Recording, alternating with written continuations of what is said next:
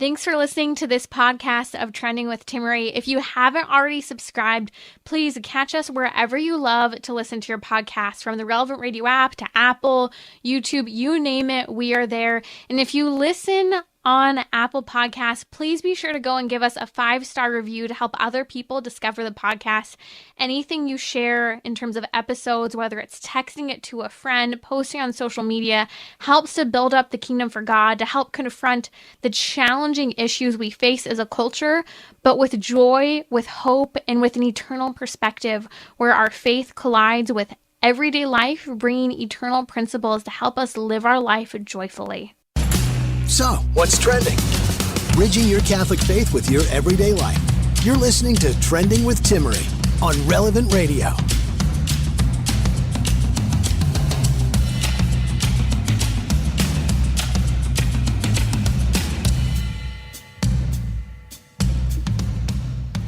Welcome to our weekly happy hour here on Trending. Always a joy to be with you for our weekly happy hour. Today, we're going to talk about how when we get Sundays right, we're actually happier. We'll also talk about 7 tips for how to sleep better. A couple weeks ago, we were joined by Lieutenant Colonel Dave Grossman. He was talking about the global sleep epidemic and the bottom line of how when we get less sleep, there's a trend toward not only traffic deaths, suicidality, severe chronic pain, much more. And so we're going to talk about how to get better sleep because it will indeed make us happier. So stay tuned. If you have a question, the number is 1-888-914-9149. You can also ask on Instagram. We'd love to hear from you. Follow me at Timmerie, Timmerie, to ask your question live. Joining me today for the show, we're going to dive into how psychology and Christianity actually complement one another when it comes to what it means to be happy, how to live out a happy life. Joining me to talk about this today is the author of the book, The Gospel of Happiness. Again, looking at how modern day psychology, even in a secular world, actually doesn't disagree with Christianity at all. He's the author of the book, The Gospel of Happiness. It's Dr. Kaczor.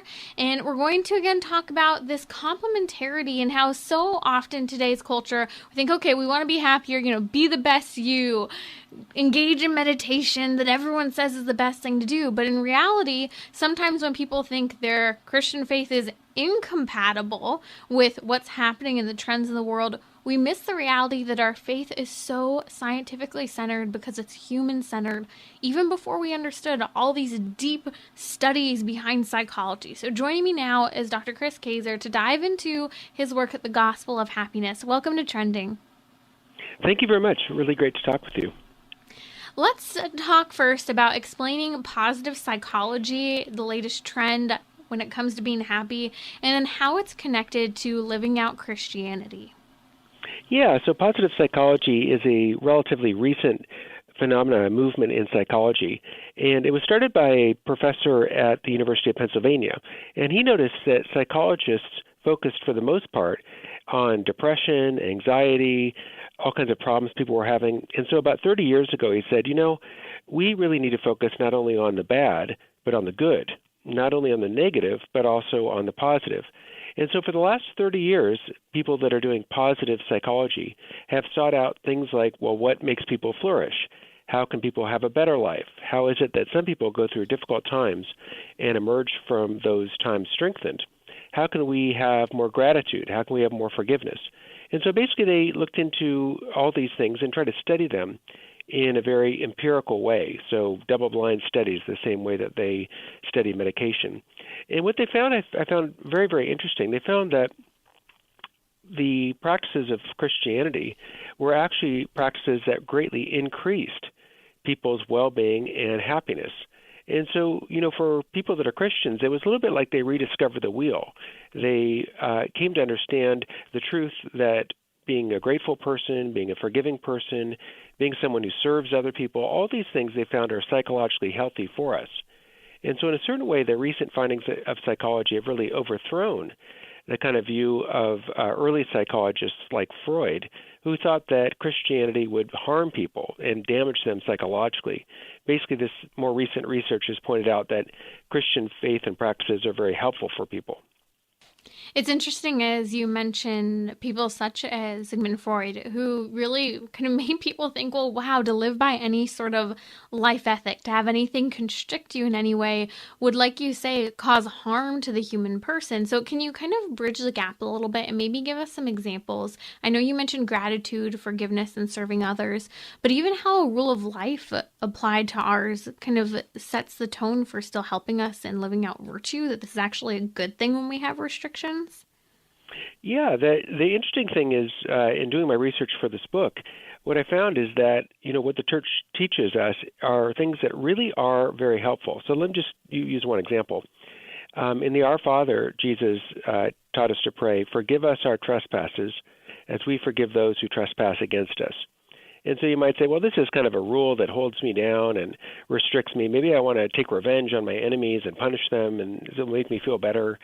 But when psychologists studied this, they found that people who vent their anger, people who scream bloody murder and go ballistic with other people, it turns out that actually is not a very healthy or helpful way of dealing with the emotion of anger. And rather, what they found is that people who are able to forgive others, those people turned out to be more physically healthy, have fewer heart problems, have better time sleeping, than people who were filled with rage and anger and like to vent their anger on others and take revenge. And so this idea in Christianity that we should forgive other people, again, you might think, oh, that's a rule that gets in the way of my happiness and my flourishing. But in fact, the teaching of Jesus is something that helps people to flourish.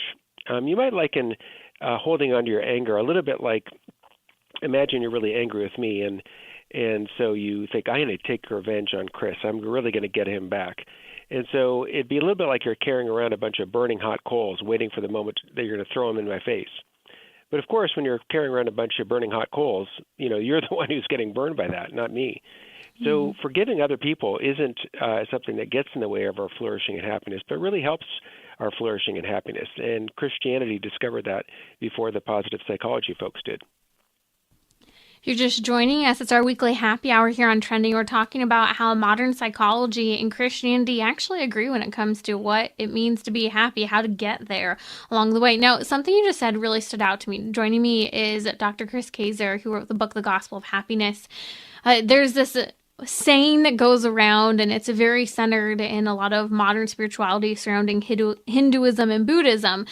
Karma, essentially, what comes around goes around. So some people might say, well, I can be happy without God if I have, this positive virtue ethic where, I give what I would like to receive back.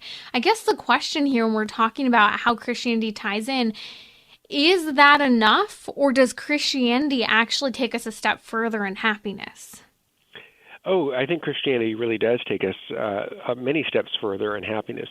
So the findings of positive psychology, I think, are quite valuable and important.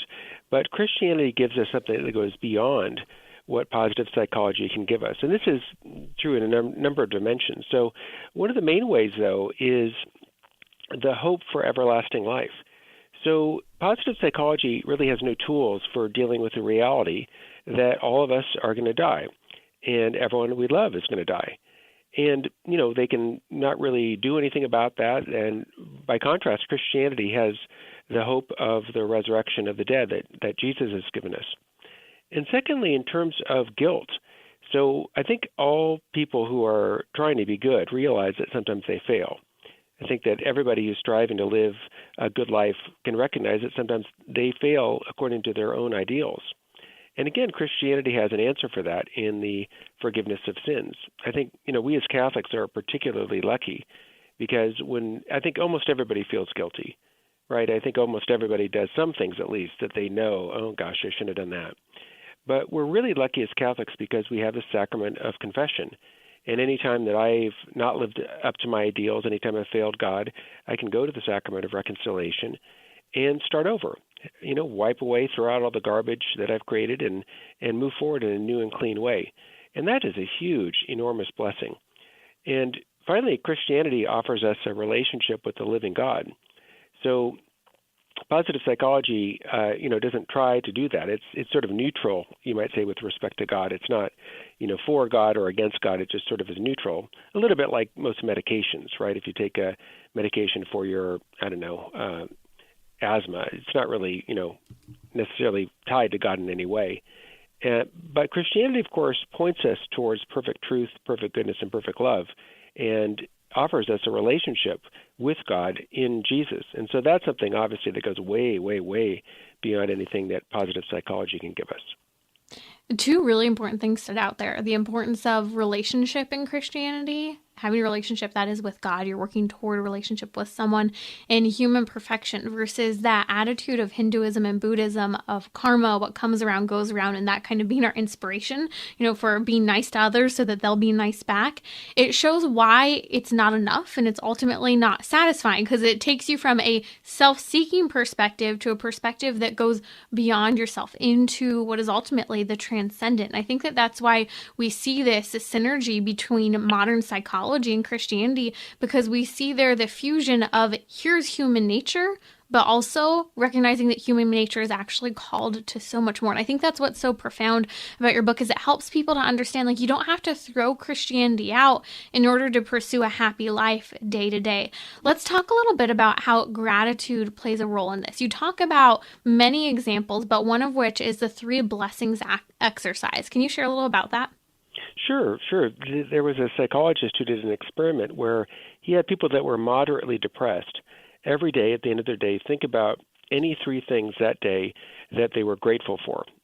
And so, it could be a little thing like I had a nice lunch, or I had a good call with a friend, or, something like that. And basically to recall this to mind at the end of their day. And what he found is that for these people that were depressed, about 93% of them reported an increase in their happiness and their optimism after doing this practice only for a couple weeks. And this practice is something that actually was recommended much earlier by St. Ignatius Loyola. So he recommended that that his followers, the early Jesuits, sought to think about their day and thank God for the blessings that were found in their day. And so, again, this is an interesting way in which Christianity anticipated the psychological finding that counting your blessings makes a difference for happiness. And I have to tell you, too, in my own life, I found that this made an enormous difference and really was extremely helpful. So it's not just the psychological studies that have found this, but I know in my own personal experience, looking over your day and thanking God for the blessings that are in your life really makes a profound difference for how happy someone is. Can you walk through the 3 blessings exercise that I know that you adopted and gave a few examples of in your book? Sure. So if I think about, the last 24 hours for me, I just had a call with a former student. He is now a student at Notre Dame. And so we talked for about, half an hour, 40 minutes, and I got caught up. He's just got married and is having a baby with his wife. And that is a great blessing for me, because I love to reconnect with former students and hear how they're doing and talk to them about, where their life is going and things like that. So that'd be like one of the examples in my own life. Really great chance to connect with my wife last night and talk about her day. And, this morning for me, a time of prayer was really a great blessing. So when you're looking at the 3 good things, we're not talking about I won the lottery and I was elected governor of California. It doesn't have to be some, earth-shattering front page news. Right. But, we're talking about everyday things. And basically when you do this, what happens is your eyes are opened, you might say, to the good that actually God has given you in your life. Because, most of us are not, stuck in a prison or something and having an absolutely horrible day every single day. And even people that are in prison. I remember hearing John McCain one time saying that even when he was a prisoner of war, that he was grateful in the prison camp. And so, that's what we can strive for, is to look for the blessings that God has given us in our everyday normal life. And I think if we do that, we really will be more filled with joy. It's really fascinating kind of thinking about how this could even tie in to the whole idea of doing a nightly examination of conscience. So often we think of the negative side of an examination of conscience, of going through everything we struggled with or actually did wrong. But examination of conscience should actually and must include, seeing how, okay, I'm growing in virtue. I had this good experience. Here are the good things that happened. This is where gratitude, that examination, all of it flows in together with how prayer is at the heart of being happy. And I think that's another another fundamental element of your book, The Gospel of Happiness. Can you speak briefly to how prayer and fasting actually tie into modern day psychology about being happy? Yeah, it's interesting. They've done some studies about fasting, and what they found is that fasting actually is a beneficial activity. So when you deprive yourself of little pleasures, so I'm not talking about, just bread and water for the next, 40 days or something, but if you say, you don't put butter on your bread, or you don't put salt on your food, or you get out of bed right away when the alarm goes off, these are little things, but they're ways of correcting our natural tendency to seek pleasure too much. And so you might compare these to exercise. It's a little bit like you're doing sit-ups or pull-ups or something. And if you were to do sit-ups and pull-ups every day, you actually would really improve. You would get a lot better at that, and you'd get stronger.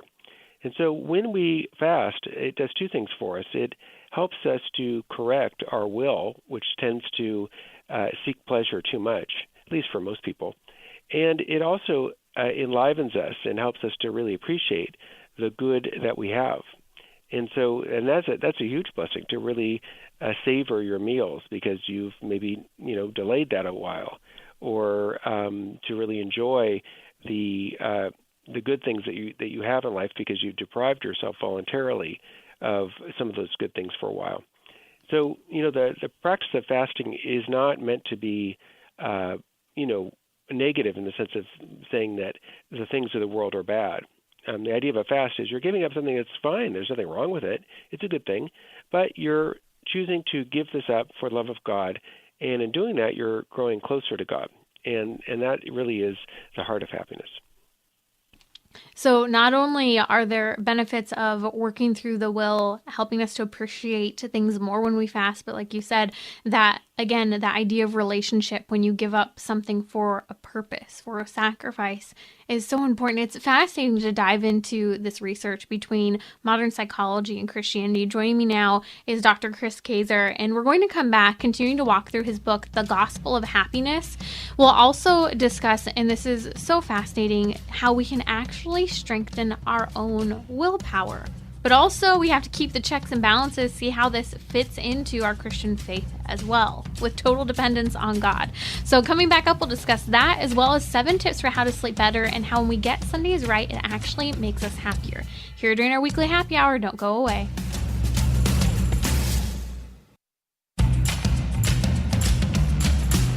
So, what's trending? Bridging your Catholic faith with your everyday life. You're listening to Trending with Timmerie on Relevant Radio and the Relevant Radio app.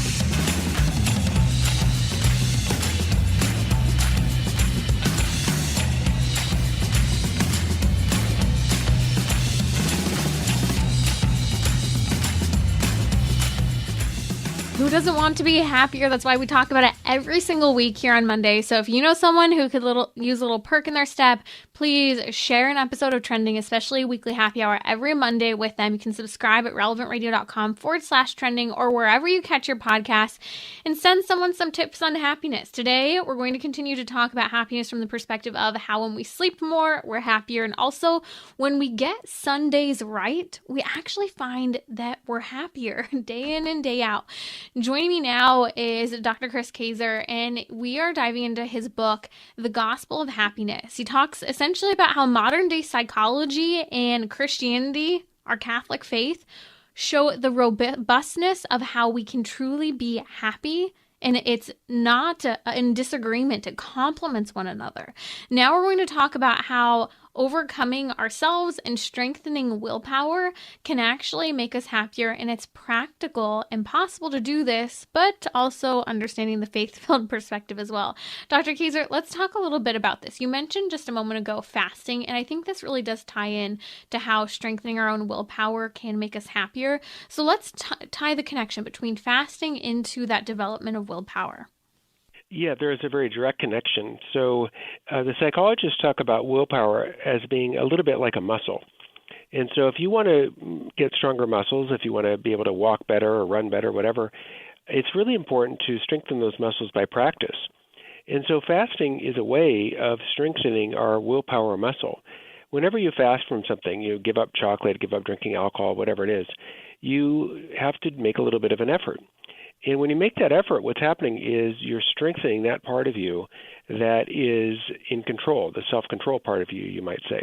And so when we're fasting, we're able to, over time, make ourselves stronger in terms of these things. Now, with fasting, it is important, though, to do it with practical wisdom. So what I mean is, it is possible, of course, that someone could be not using practical wisdom when they fast.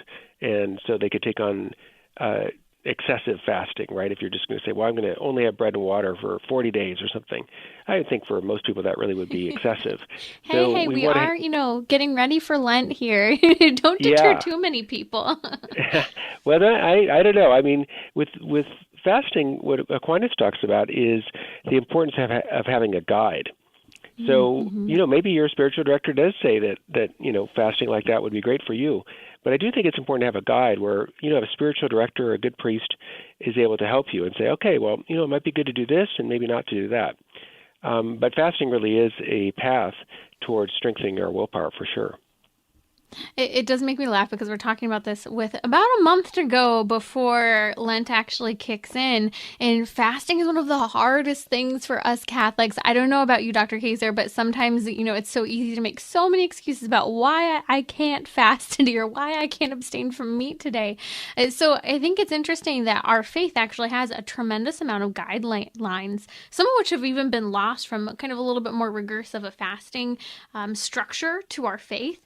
And yet this is what we're seeing in modern day psychology, as well as in some of the latest food fads, that having willpower when it comes to food makes us healthier, it makes us happier, and it could even make us holier according to our faith. Right. And I think fasting doesn't need to be just about food. So for instance, a very good practice a lot of people do during Lent is to fast from alcohol. So, they eat normally, but they don't drink alcohol. Another one might be to fast from social media, right? To turn off the Instagram or whatever you have, and to either give it up for all Lent or to reduce it. So any of these acts are ways of strengthening our willpower, and along with the strengthening our willpower, I'm glad to hear that you're talking about getting sleep, because that's another thing that really helps with willpower. When we're very tired and we didn't get enough sleep, it's going to be way harder for us to do everything we need to do. So getting a really good night's sleep, eating healthy food, and another thing that the researchers found was exercise. That if you can get in a good walk every day, that is really going to help us with our willpower. So there really are things we can do to strengthen our willpower, and that's a way of helping us to love God and to love our neighbor better. Because if, a lot of times when we do things that are wrong, I think it's that, our willpower kind of gives out and we end up hurting other people or hurting ourselves. And so if we can strengthen our willpower, that's going to help us to be more filled with love, which is obviously leading to happiness. That's Dr. Chris Kaczor, the author of the book, The Gospel of Happiness. We'll post a link now on social media if you'd like to pick up the book. 10 out of 10 recommend. It's a fantastic read filled with research, but practical tips to see how modern psychology, again, and our Catholic faith are complementary in pursuing a life of happiness, virtue, health, all the way around, which is why I love what you just mentioned about how ultimately in strengthening our willpower, you talked about the most basic elements: exercise, food, and sleep. And those are the areas where so many of us are struggling today, whether it is, oh man, I'm not getting enough sleep, and we complain day after day. But the question, we're going to talk about this in a little bit, do we actually plan, or do we even desire to sleep more, or are we just sticking with the status quo? And you could say the same about food. You could say the same about exercise. It's moving our will essentially to get things done. So as a philosopher, especially Dr. Kaczor, just explain to us a little bit more about the importance of the function of the will when it comes to this. Well, I think you're right. The will is really important. And the best thing to do, I think, is to make it easy for ourselves. So if you're talking about food, for example, let's say you want to eat more vegetables, right? Well, a good way to do that is to make it very concrete and very particular. And most people find that as the day goes on, their willpower becomes weaker. So if you plan to do something at 10 at night, wow, you might fall asleep before it gets done. So if you wanted to eat, say, more vegetables, what I'd suggest is trying to do it in the morning. You wake up, you've got the willpower fully charged, you might say, and you're ready to go, and have that, vegetable at breakfast, right? Eat a bunch of vegetables then. And that's true with most of our resolutions, that basically if you can do it earlier in the day, that is going to really help to make it more likely that we are going to get that thing done. So that's true of resolutions like exercise, right? If we can exercise early in the day, if we can eat good food early in the day, and also with developing our life of prayer. So if we wait, at least if I wait until the end of the day, I'm going to pray at 10:30 at night. Wow, I'm asleep half the time by 10:30 at night, so it's not a good time for me at all.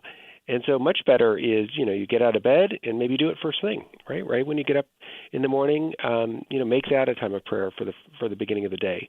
So that's one thing that I would recommend, is to try to, you might say, make best use of times when you're strong to do the things that you really need to do in order to be stronger for the rest of the day. Now, we do not want to be Pelagianists here, thinking that we can obtain our salvation on our own, thinking that everything is just a matter of willpower and discipline. Although discipline, I do believe, equals freedom, and I may be quoting Jocko Willink here, the retired Navy SEAL. I think that his work's incredible. We can miss the mark if we think everything at the end of the day rests on our shoulders.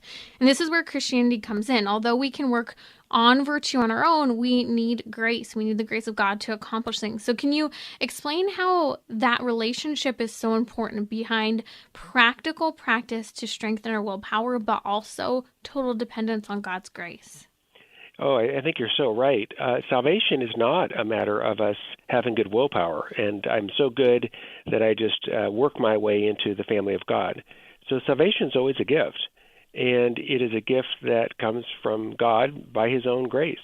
And so, I think you're right. No one can earn salvation. No one becomes a child of God because they're so amazing with their willpower. This is really a gift that comes from God. At the same time, though, grace perfects nature. And so part of what grace can do is to help elevate our nature. So I wouldn't put it as either willpower or grace, as if they're in a kind of battle. What I would say is that grace helps us in terms of our willpower, and our willpower can help us in terms of being open to grace. So these are really like faith and reason. They're like two wings that enable us to fly up towards the truth. So I don't think we need to choose, either we choose the nature of willpower or we choose grace. They really work together in the Catholic tradition, and that is, I think, part of the strength of seeing faith and reason really not as competitors or as enemies, but really as friends that can work together to make our lives better. It's interesting because if you separate out kind of some of the attitude about coming from our Protestant brothers and sisters, this idea in faith alone, right, when it comes to being saved, in a certain respect, it misses the complementarity of modern psychology. It's actually not totally scientific. The Catholic faith, the robustness of all of the practices and movements, the fasting and the prayer, actually shows that complementarity between nature and grace, I think, a little better. Yeah, and if you look at Jesus, he works with the things in the world. So with the Eucharist, he brings bread and wine to a whole new level to become the body and blood of Christ. You see many times in the healings that Jesus does that he uses some material elements, right, that he'll make mud and put it in the blind man's eye to cure him. And so, we see an example of Jesus, the material and the spiritual brought in this new harmony. And I think really that is what the sacraments are all about. They're material things that are brought to a spiritual purpose. They're infused with a supernatural power by God. And so, we as Catholics definitely don't want to choose, either we're going with grace or nature. No, grace and nature ideally work in harmony so that God perfects the nature that God gave us. After all, nature is God's first gift to us. And so, God doesn't take that away, but rather brings it to perfection by His grace. I think if someone were to take nothing else away from this conversation, it should at least be the reminder that we can't segment our lives. Say, here's my Catholic faith over there, here's my work life, here's everything I have to do, here's my sleep. When it's all integrated, when we see ourselves embodying our Christianity, embodying our Catholicism, will actually be a happier person because, again, this grace, our nature, the practical side of life with the grace-filled dimension and the sacraments, they all complement one another and help us to thrive. Oh, I think that's right. I think that's right, and that's why I think good spiritual directors are very attuned to both elements, right? Both the nature and the grace, and we need to use our practical wisdom and to be intelligent. I mean, God gave us our intelligence as a gift, and we should use that for His purposes, to love Him and to love other people and to love ourselves. I mean, if we're supposed to love all human beings, well, obviously that includes us, right? I'm a human being, you are too. So we should love ourselves, and that means trying to use our practical wisdom to really figure out what really serves God's purposes. And sometimes that is getting enough sleep, getting enough exercise, eating, healthy food, forgiving other people, being grateful to other people. These are all paths that God has given that can really help us as human beings to find deeper happiness. That's Dr. Chris Kaczor. He wrote the book, The Gospel of Happiness. Don't wait till to get Lent to improve your life. Ordinary time is a great time to bring your ordinary day, your ordinary life into a better reality, a better joy, a greater sense of happiness and peace and well-being. So check out the book, The Gospel of Happiness. You can find it online. We're posting a link now on social media, and it will also be in the podcast notes for today's show. Thank you so much for joining us, Dr. Kaczor. We're going to come back talking about 7 tips to sleep better, which will make you happier. If you've taken nothing away from the last few minutes, we've been talking about the importance of sleep. We're also going to discuss how when we get Sundays right, we are actually happier. Bridging your Catholic faith with your everyday life. You're listening to Trending with Timmerie on Relevant Radio and the Relevant Radio app.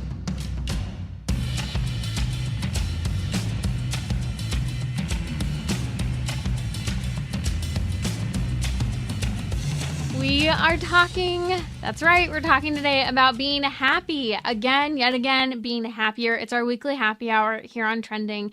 We're going to dive into 7 tips for how to sleep better, as well as how when we get Sundays right, this actually makes us happier.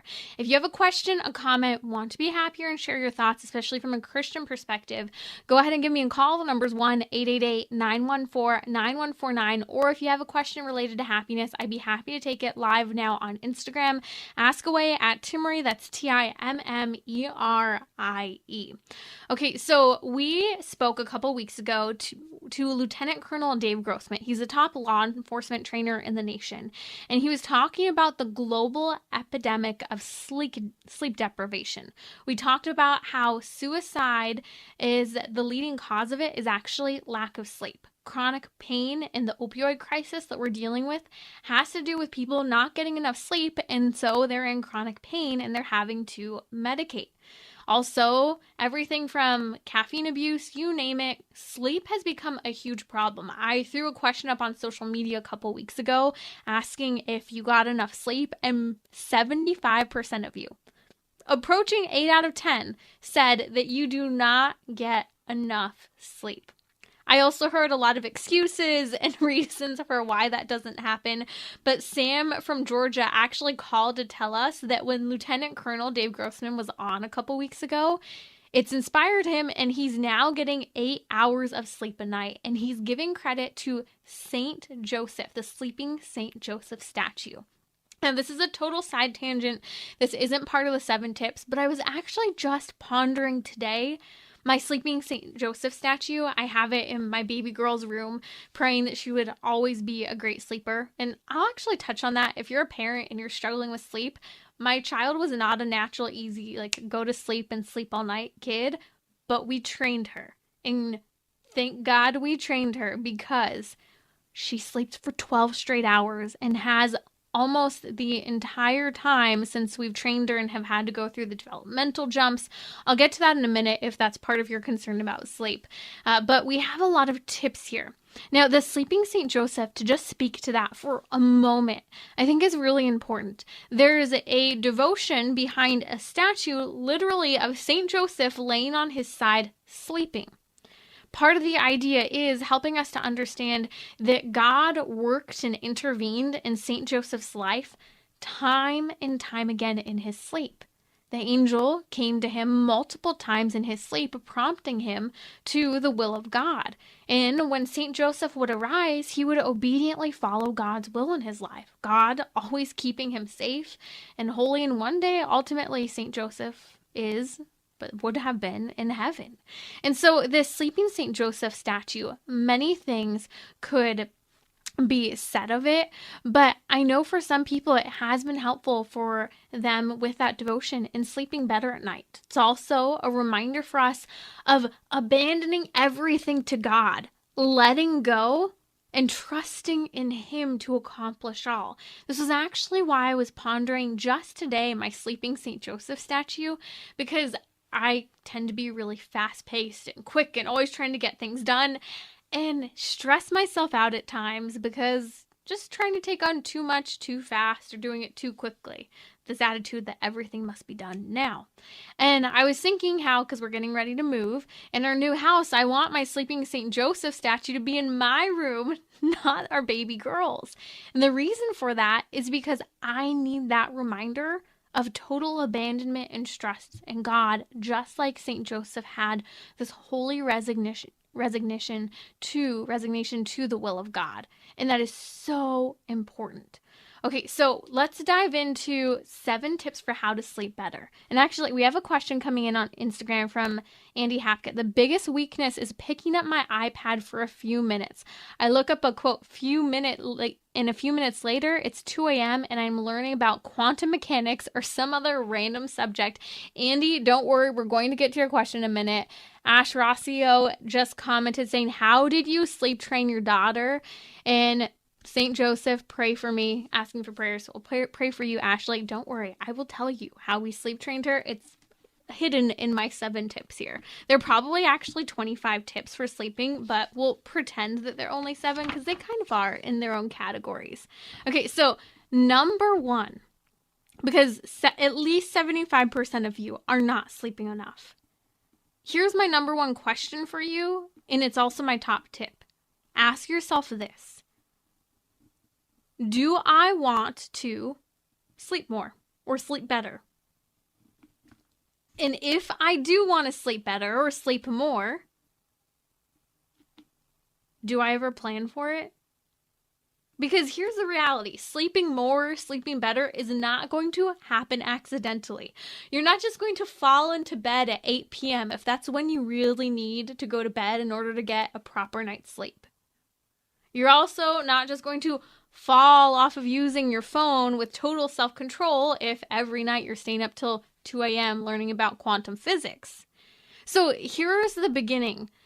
Do you want to sleep better, and do you plan for it? Okay, so that's, I think, the first question. All of that requires us to ask ourselves, and this is still just number 1, how much sleep do I need? Medical research shows time and time again we really need 8 to 9 hours of sleep. While people can survive decently, some people on 7 hours, I am not one of those people who does well on 7 hours of sleep. Full disclosure, 9 is my prime, 8 is getting by for me. I'll say that again. For me, I need 9 hours of sleep, but 8 is getting by. So I know if I'm skirting in with 8 hours of sleep, I'm just getting enough rest and I need to make my way back up to 9. That's me. Maybe you can get away with 7. You may claim you can do well with 4 or 5 or 6, but you are not matching up with all the research that says you're fooling yourself. You need 8 to 9 hours of sleep. 7 can be a bare minimum for some people. So with that in mind, we're still on tip 1. Do I want to sleep more, and am I planning for it? Knowing first then how much sleep your body needs, and you may not even know this, then we need to know, what time do I actually have to go to bed and wake up to get this sleep? Do you plan for what time you go to bed and wake up? I think a lot of people don't. They think, oh, well, I have all these things to do. You can. You need to plan for it. You need to prepare. It's doable. I know I need a certain amount of sleep. It's one of the reasons why we really worked early on sleep training our baby girl, because we knew, 1, I wanted her to be a really good independent sleeper, and 2, I needed my sleep to be a good mom to her. I think that was really important. So that number 1, that question, ask yourself, do you want to sleep more, and do you plan it? So now that we're into step 2, now let's actually plan those sleeping hours. So this is where maybe you're a mom like me and you might need some extra hours of sleep. Maybe there's going to be some sort of disruption. Maybe I have to wake up. I have to be up by 5 a.m. every day. Well, that means you need to get to bed earlier. How do you transition your household into following that? You need to plan for your own home. But again, I mentioned earlier, one of the big things for our house was actually sleep training my kid. 10 out of 10 recommend. This is what worked for us. This is not a sales pitch. This is how great it was. Taking Cara babies. Cara is the name Cara, C-A-R-A, babies. She has multiple courses based on the stage of development for your child, whether your child's a newborn. I did not do the newborn phase. I will probably try that next time, but we did the 3 to 4 month phase and then the 5 to 18 month phase. My kid has been a great sleeper. Grant, kids go through developmental jumps, and so you have to retrain your kid at times. But I'll tell you what, starting at about, I think maybe 4 weeks, she was sleeping all the way through the night because we trained her. And when she struggled, we retrained her. Now, I'll say this. Don't try to do a sleep training program and not follow it precisely. I recommended this to some people. The people who followed it to the T succeeded. Those people who kind of tried to dabble in the sleeping program did not work for them, even though they said, well, we tried that, but did you follow it? No, it takes about 12 nights to train your baby. It's difficult, but it is so worth it. And my little girl, I think we trained her more so in about 8 nights. So 10 out of 10 recommend. I'll make sure there's a link to that in the show notes, because 12 glorious hours of sleep, sometimes 11 to 13 hours is usually the range. It's fabulous. I really, really recommend it. Okay, so that was number 2, is planning for things that might come in to impacting your sleep, such as a kid or having to be up at a certain time, or maybe even late evening events. You might have to change some of your evening lifestyle. Okay, number 3 in the 7 tips for getting better sleep, because it makes us happier, is all about a dark room. Lieutenant Colonel Dave Grossman has mentioned this. He highly recommends a sleep mask. I've used sleep masks. This is what got me through college, when my roommates would love to have the lights on all night, or when they'd come home at like 4 a.m. in the morning and I'd be trying to sleep. Face masks were golden. You may not want to live your whole life in a face mask. I get it. But having one on hand for nights when it's just really helpful, I do recommend that. But maybe you're one person who wants to wear it every single night. So for me, though, it's more so been a matter of naturally having a very dark room. So making sure that the window is completely covered if you have ambient light outside, so that you're not getting any light whatsoever peeking into your room. It's really important. For me, and a lot of people may not know this, but actually a lot of studies have been shown, if you have even, let's say, like a little red shining light coming from a TV or an electronic, especially if it's a blue or green light, those lights seriously impact your ability to sleep. So I know for me, I would fixate on that one light. I remember when I had a TV and had it in my room years ago, I would just stare for like an hour or 2 at that red light on my TV. Or I'd stare at the ceiling with that little green light that's so faint, but that's just there on whether it was the smoke detector or the carbon monoxide tester. And so I actually would take little sticky notes and I'd tear it into a little piece and I'd cover it on all of those lights in my room. I remember when my husband and I first got married, he thought it was really weird because there were itty bitty sticky notes everywhere on any lights that could come in. But he realized for him too, it was more relaxing. There wasn't anything to fixate, and he had never thought about how he was actually fixating on things at night in his sleep. With that comes, and we're going to get to electronics in a minute, if you read at night or if you need a light, we actually use, a red light, reading light lamp, so that it doesn't impact your vision, and it's much softer, more relaxing on the eyes to transition right into sleep. So this brings me also to number 4 in the 7 tips for sleeping better. Electronic-free bedroom. I know this is hard. A lot of people watch a movie before going to bed. There's no scientific proof whatsoever for how watching TV to sleep actually helps. We are fooling ourselves when we believe this. Same thing if we think that just, vegging out and unwinding, looking at our phones helps us. It doesn't. The light, the stimulation for the brain and the eyes is actually impacting our bottom line when it comes to sleep.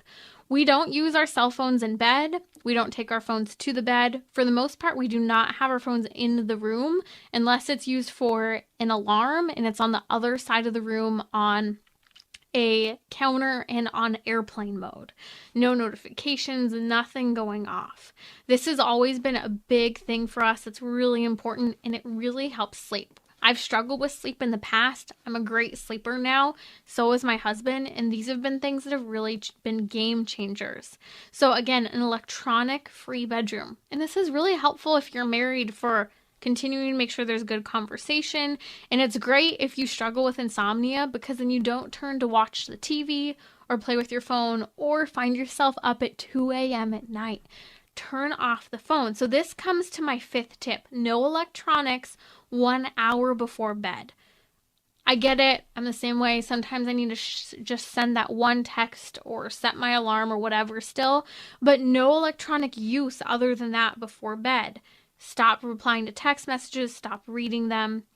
This is so important because it allows the brain to unwind. It allows you to actually achieve during your sleep that REM sleep, that REM sleep that we hear all about, that is a really good deep sleep that we need. You see, when we drink caffeine after lunchtime or really about 8 hours before bed, or when we're looking at blue light or have that blue light stimulation, even if it has the night shift mode, it usually does impact our ability to sleep properly. So all of this being said, it's important that electronics are out of the bedroom and they're off an hour before bed. Okay, number 6 recommendation for going to bed, create a routine. When your body has this natural routine to transition into how to sleep at night, it's going to get into a momentum. We're starting, because one of the earlier tips is, hey, make sure you're going to bed at a decent hour that you know is your regular time-ish to go to bed. But then also, maybe there's a routine you have. Maybe you need to take a shower or bath to help you relax from the day and unwind.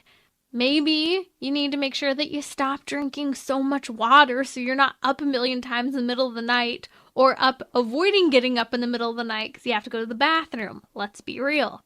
Maybe part of your nighttime routine is you pray your rosary. You do your night prayer. All of this is part of our nighttime routine that, relaxing, getting ready for bed, rosary, night prayer. Maybe even part of your nighttime routine includes looking at the calendar for the next day or so, putting together a little bit of that to-do list for the next day. We also try to dim lights, and that includes everywhere from the bright lights that tend to blind us in the bathroom to the lights throughout the house. Having some more relaxing lights. Even just taking some of those really pretty twinkly lights you can get that maybe you put up for decoration during Christmas indoors. Those are great ways to dim the room and give some fun light to your room as well in the later part of the day. We actually have had those up for ever since Christmas, and it's nice because you don't have to have the super bright lights in your living room all the time, but still have nice light. Okay, number 7 tip, and this is a big one for me, not only falling asleep, but staying asleep. The temperature in the room. If I am hot, I cannot sleep. I will toss, I will turn. It's no good. So make sure your thermostat is low enough. Make sure everyone has the adequate amount of blankets. Maybe someone in the house needs more heat. For example, our baby does, so we have an individual space heater in her room. And then the rest of the house is cool. It saves money, but it also allows you to be cooler. And there's a lot of research behind making sure you sleep in a cool room will actually help you sleep better.